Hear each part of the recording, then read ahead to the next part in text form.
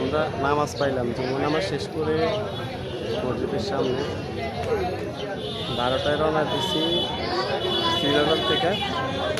তাইসে নামাজ পাইছি, নামাজ শেষে এখন মসজিদ আসলে অনেক সুন্দর। আমি প্রথমবার আসছি এই মসজিদে।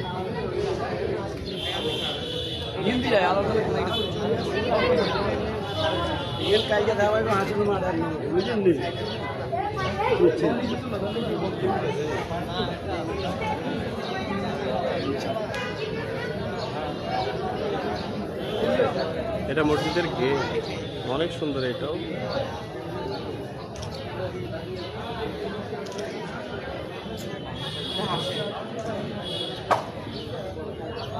ধন্যবাদ সবাইকে।